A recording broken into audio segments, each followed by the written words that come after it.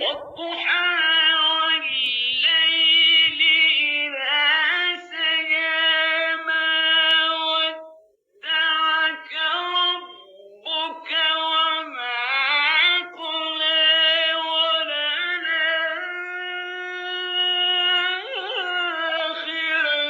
خير لك من الأولى ولسوف يعطيك ربك فترضى.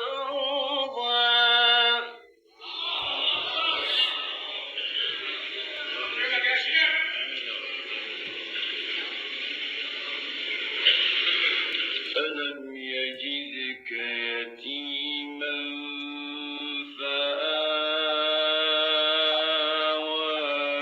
ووجدك ضالا فهدى ووجدك ضالا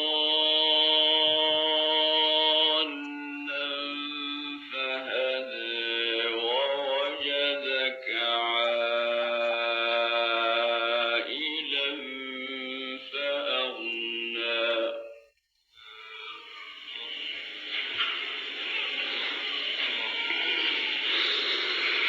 فأما اليتيم فلا تقهر وأما السائل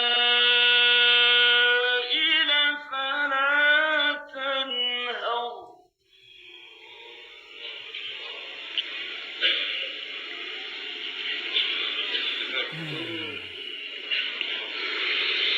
فأما اليتيم فلا تقهر وأما السائل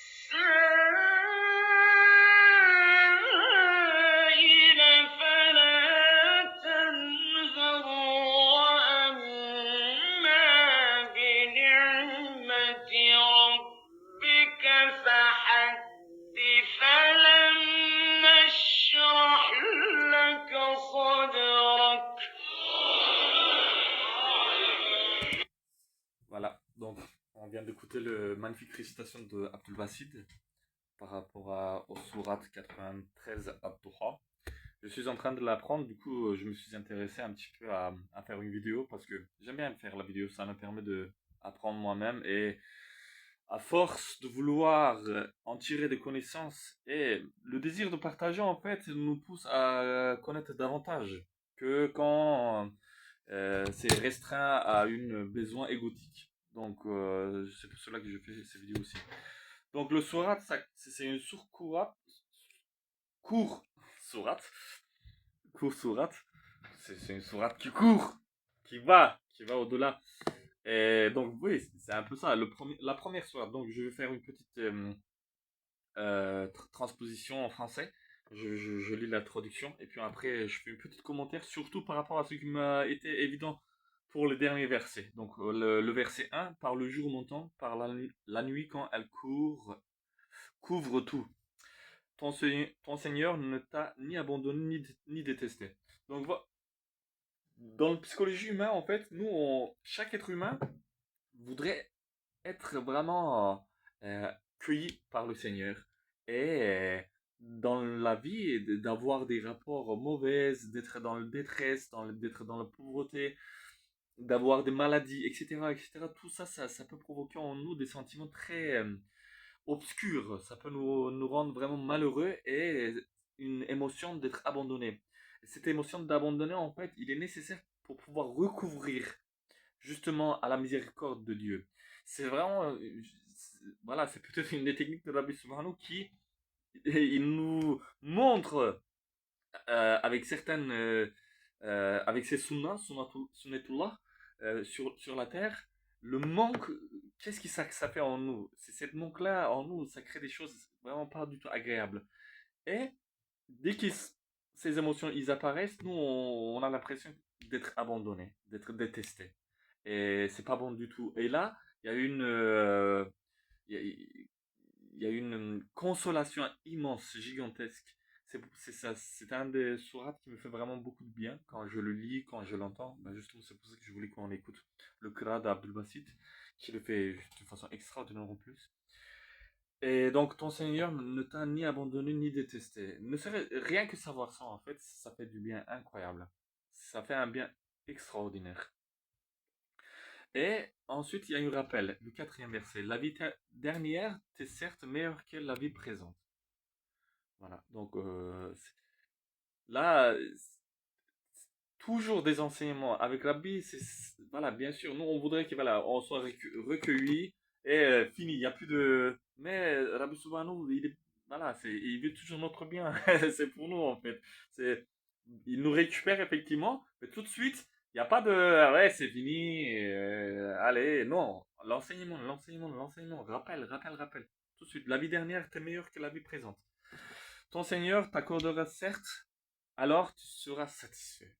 Donc, il y a une rappel encore à une patience et que on serait euh, euh, très satisfait.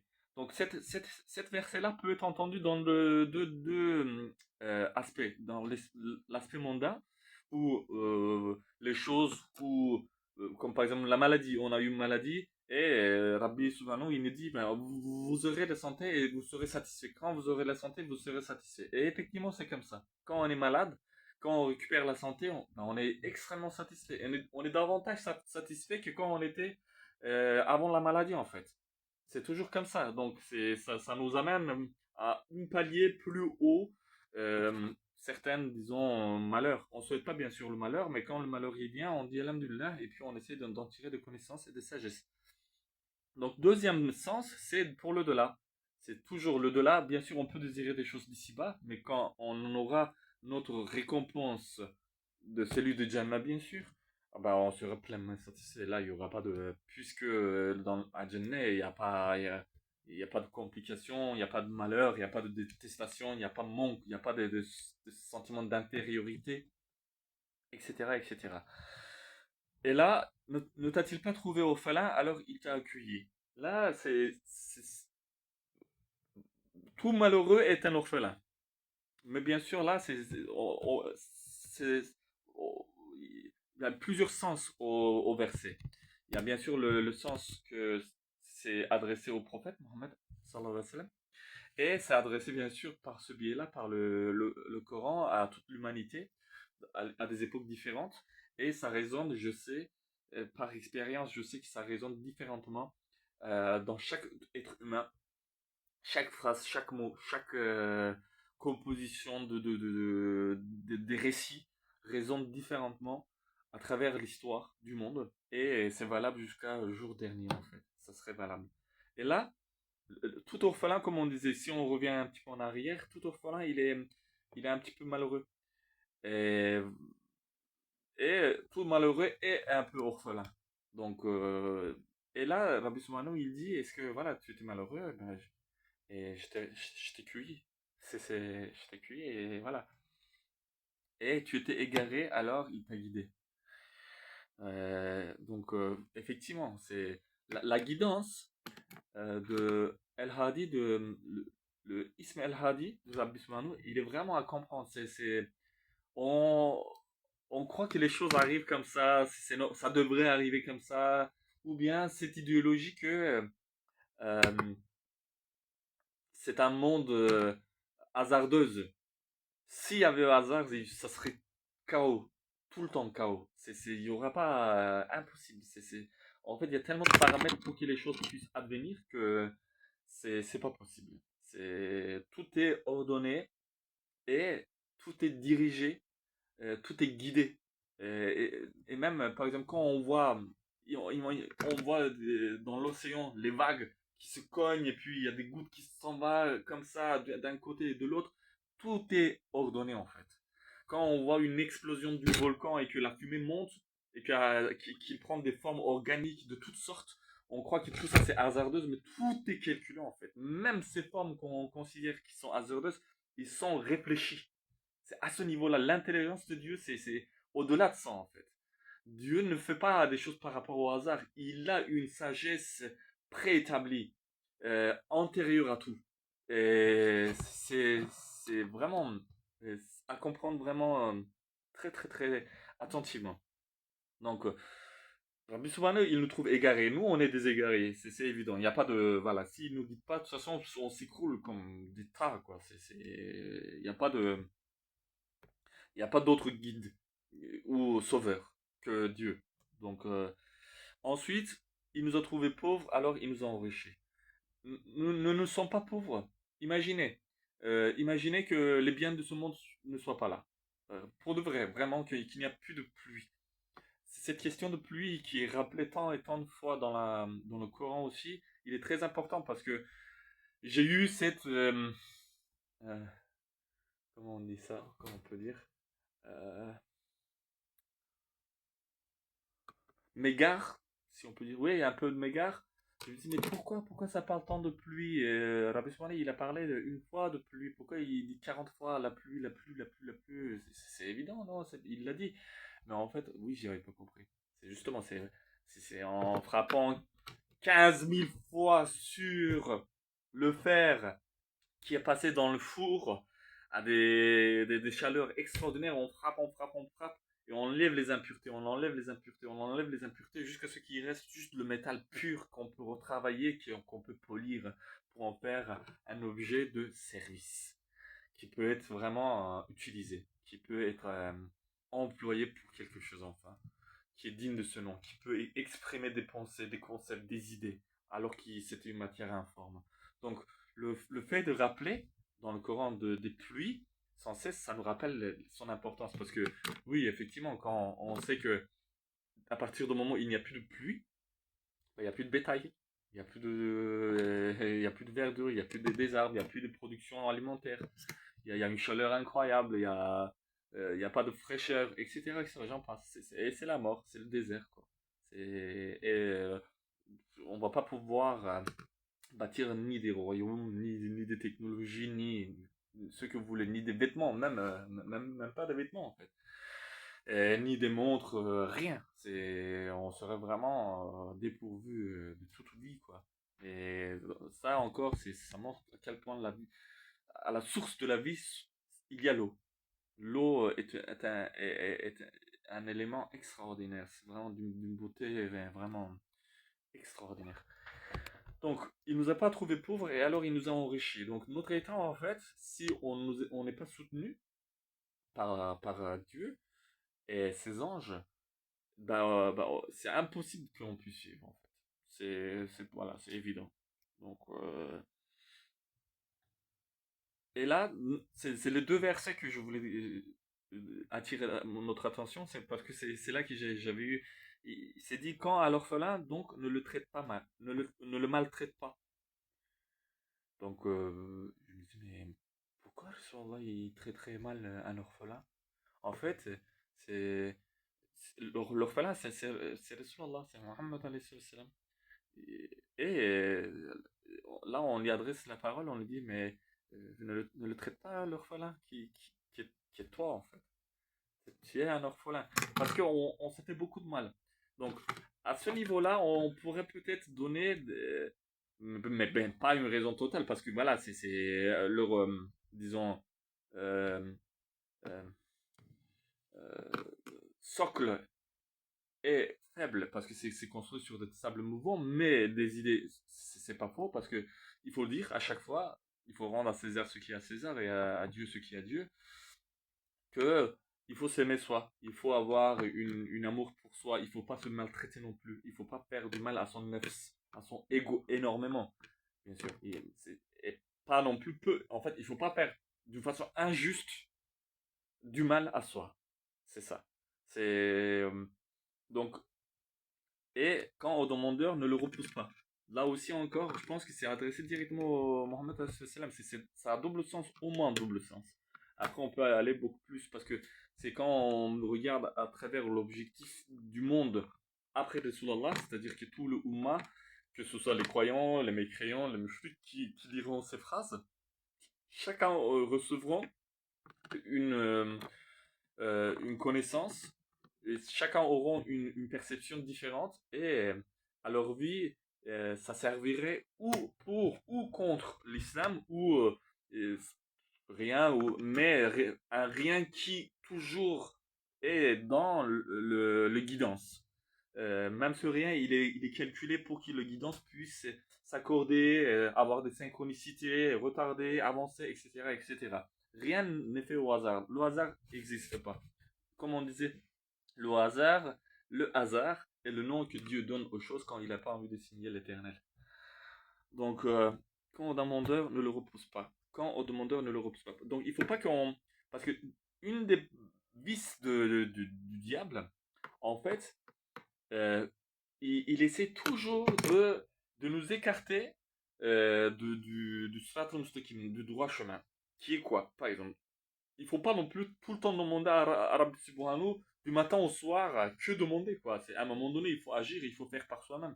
Il y a des gens qui vont quasiment, ils vont dire Rabbi, donne-moi le bouteille d'eau là-bas que je le bois presque. C'est pas ça. Il faut pas faire ça. Donc, si le bouteille de l'eau, il est là, tu le prends, tu bois quoi. Là, c'est un exemple très exagéré. Mais je peux vous dire que ça peut. Il y a des gens qui attendent mais vraiment jusqu'à le moindre de choses. Et c'est pas bon. C'est pas bien du tout. Et au contraire, il y a des gens qui ne demandent rien du tout. Mais rien du tout. Là, donc, ça rappelle à ça. Il faut demander à Rabbi Subhanahu. Rabbi Subhanahu est le Gani. Il aime bien donner et il donnera. Et donc, le dernier verset, il dit, donc c'est comme ça que Rabbi Subhanahu, il clôt la sourate Ad-Duha. Et donc, quand au bienfait de ton Seigneur, proclame-le. Les bienfaits, attention, c'est toujours, je sais, un autre monde actuel là, c'est que matériel. Les gens, ils ne demandent que, ouais, mon Dieu, donne-moi de l'argent, donne-moi ça, donne-moi de l'argent presque, que ça en fait. Euh, mais en fait, c'est pas que l'argent. Ça peut être beaucoup de choses. Ça peut être, Rabbi, donne-moi la santé, une belle aura, une connaissance, une intelligence de comprendre les effets à cause, aux causes. Donne-moi des vêtements, donne-moi une famille avec laquelle je peux m'entendre. Une épouse agréable, donne-moi plus de foi, donne-moi plus de persévérance dans l'apprentissage du Coran, etc., etc. Donc on peut, ça peut, donc là aussi il faut avoir de l'intelligence, science quoi, et toujours science. Et il faut toujours dire innaka antal wahhab avant de demander quelque chose à Rabbi. Et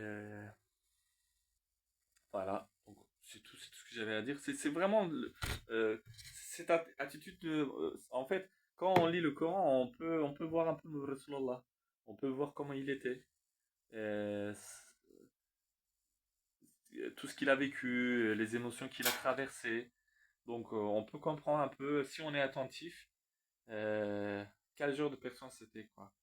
Donc si c'était un psychopathe qui faisait des tortures, qui couchait avec je sais pas combien de femmes, et qui avait que cette intention-là, ou qui avait vraiment un amour de l'existence, de la création, parce que et voilà, il avait la connaissance de Dieu lui-même, et, euh, et aussi il avait une humilité, il avait une rapport à soi critique en fait. C'était pas quelqu'un d'orgueilleux quand on lit par exemple cette sourate, quand on le lit.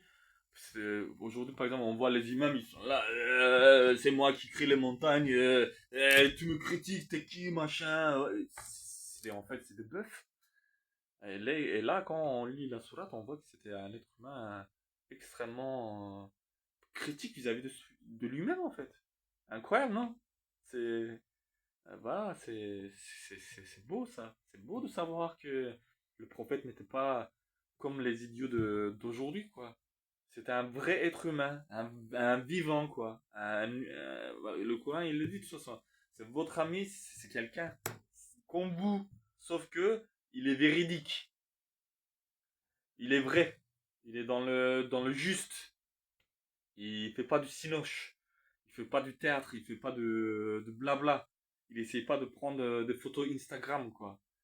il regarde l'intérieur de lui. Il regarde la vérité des choses. C'est pas à leur surface, dans leur profondeur. Ouais, il reçoit le Coran. Ils vont recevoir des followers qui, qui vont disparaître, que personne s'en souviendra. Personne. Tous les followers que vous avez, d'ici 15 ans maximum, est le meilleur, personne s'en souviendra.